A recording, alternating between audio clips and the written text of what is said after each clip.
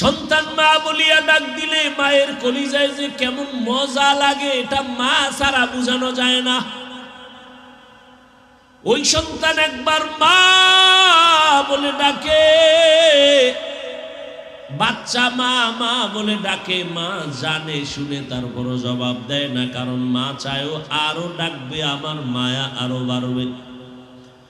এক পর্যায়ে যখন বাচ্চা মায়ের সাড়া পায় না, তখন ডাকতে ডাকতে কান্না শুরু করে।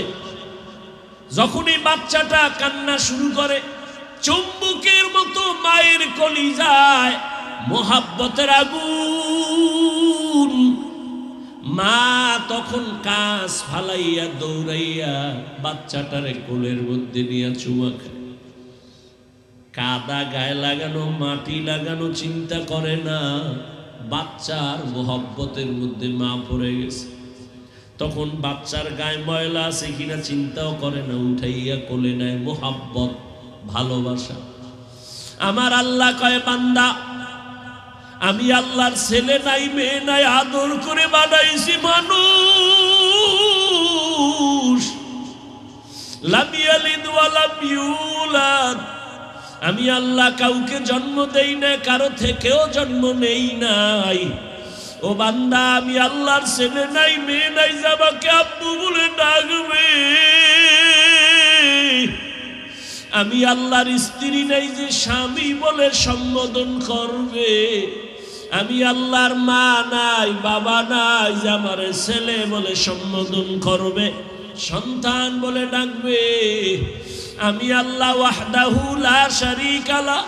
আমি আল্লাহ এক। আমি আল্লাহ বড় আদর করে বানাইছি, বড় মায়া করে বানাইছি রে মানুষ। ও বান্দা, তোর জন্যই তো জমিন বানাইলাম, তোমার জন্যই তো আসমান বানাইলাম, তোমার জন্যই তো সূর্যের আলো চাঁদের আলো। আমি আল্লাহ তোমার জন্যই তো বাতাসের ব্যবস্থা করলাম, তোমার জন্যই তো সমুদ্রের পানি, তোমার জন্যই তো মাছ, তোমার জন্যই তো গাছ, তোমার জন্যই তো বাতাস, তোমার জন্যই তো ফসল আর গাছের ফল। ও বান্দা, সব আমি তোমারে দেওয়ার কারণ, আমার ছেলে নাই মেয়ে নাই, বড় আদর করে তোদের বানাইছি। ওরে একটা বাচ্চার ডাক শোনার জন্য মা যেমন পাগল,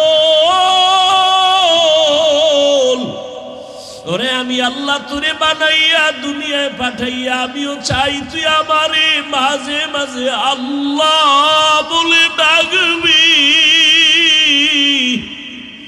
তোর মাকে তুই মা বলিয়া ডাকো, বাধা নাই, বাবাকে বাবা বলে ডাকো, বাধা নাই, কিন্তু আমি চাই তুই মাঝে মাঝে আমাকে আল্লাহ বলে ডাক দিবি।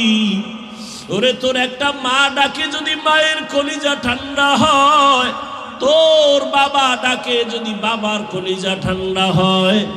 ওরে আমি আল্লাহর কি অপরাধ বল? আমি আল্লাহকে কি তুই একবার আল্লাহ বলে ডাক দিতে পারো না? আমি আল্লাহ তোর জিহ্বাটার দিয়ে তাকায় থাকি, কখন আল্লাহ বলে ডাক দিবি। ওরে ওই মা বাবার যত মায়া, এর থেকে আমি মাওলার মায়া তো 99 গুণ বেশি। ও বান্দা, তুই গুনাহ করছো, হাতের গুনাহ, চোখের গুনাহ, পায়ের গুনাহ, জবানের গুনাহ, অন্তরের গুনাহ। আমি মাওলার কাছে যদি বিনয় হইয়া চোখের পানি ছেড়ে দাও, দুনিয়াতে 1 গুণ মায়া মা বাবার অন্তরে, কিন্তু 99 গুণ মায়া আমার কুদরতে। ওই মা বাবার কাছে হাজারো অন্যায় করি, একটা সন্তান যদি মায়া কইরা আম্মু বলে ডাক দেয় আর চোখের পানি ছেড়ে বলে আম্মু আমাকে মাফ করে দাও, আমি আর তোমার সাথে বেয়াদবি করব না। একটা সন্তান যখন অন্যায়ের কথা স্বীকার করে তার আব্বুর কাছে দাঁড়ায় বলে আব্বু আমাকে মাফ করে দাও, আর অন্যায় করব না। চোখের পানি দেখা মাত্র কোনো মা আর বাবা এমন নাই যে আর ক্ষমা করবে না, বরং সন্তানের চোখের পানি দেখিয়া টাক দিয়া বলবে বাবা আর কাঁদিস না, তোরে আর কোনোদিন আমি বরদোয়া দিব না, খারাপ বলবো না। মাও ডেকে নিবে, বাবা আয়, আর কাঁদবি না সন্তান, তোর কান্না আমি মা যদি বান্দা 2 ফোঁটা চোখের পানি ছেড়ে ভোর রাতে আমার মালিকের ডাক দাও, হে আল্লাহ আমার মতো গুনাহগার আর কেউ নাই, যদি চোখের পানি ছেড়ে মায়া লাগাইয়া আমার আল্লাহকে ডাক দেও, আমার আল্লাহ মুহূর্তের ভেতরে তোমার জীবনের সব গুনাহ মাফ করিয়া বলবেন, ও বান্দা আর কান্না করবি না, আমি তোমার সব গুনাহ মাফ করে দিলাম। ও আল্লাহর বান্দারা, ও আমার যুবক বাবারা, ও বৃদ্ধ বাবাজিরা, ও পর্দার আড়ালের মা বোনেরা, দুনিয়াতে আসার পরে এমন এক সময় চাইলেও হাঁটতে পারি নাই, কথা বলতে পারি নাই, জীবনের শুরুটা ছিল কান্না, কান্না আর কান্না। আমি হাঁটতেও পারি নাই, আমার ক্ষুধা লাগছে, মাকে বলতে পারি না আম্মু আমার খানা দাও, আমার তখন শুধু কান্না ছাড়া কোনো পুঁজি নাই। আমার বাথরুমের প্রয়োজন, বলতে পারি না আম্মু আমাকে বাথরুমে নাও। ও টেকনাফের মুসলমানের একটু চিন্তা করিও, পশুকে আল্লাহ চিন্তা করার মতো মেধা দেন নাই, মানুষ একটু চিন্তা করো রে বাবা। ওই শিশুবেলার কথা ভুলিয়া যাইও না, তোমার শুধু কান্নার কারণে মা তোমার জীবনের সব আশা পূরণ করেছেন। তুমি শুধু কান্না করতা, মা বুঝা বুঝা খানার প্রয়োজন মিটাইতেন।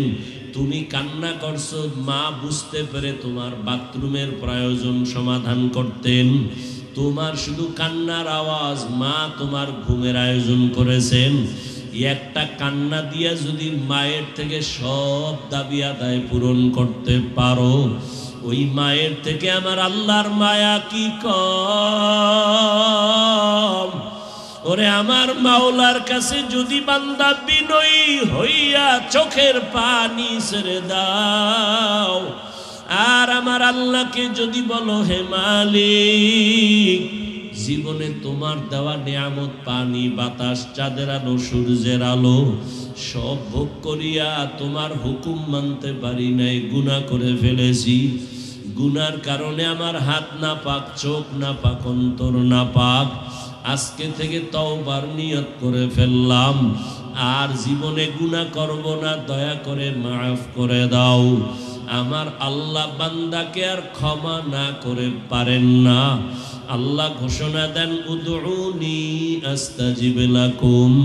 বান্দা তুমি আমাকে যখন ডাক দাও আমি জবাব দিয়া দেই, অর্থাৎ আমি তোমার জবাব দেওয়ার মানে তোমাকে মাফ করে দেই। আমি আর তোমার জীবনে কোনো গুনাহ আমল নামায় বাকি রাখি না। ও আমার যুবক বাবারা, কয়দিন বাহাদুরি করবা যৌবনের? চোখের সামনে তাকাইয়া দেখো, করোনার ভেতরে যুবকের লাশ, পানির নিচে যুবকের লাশ, ঘুমের বিছানায় যুবকের লাশ। কয়দিন আর যৌবনের বাহাদুরি করবা?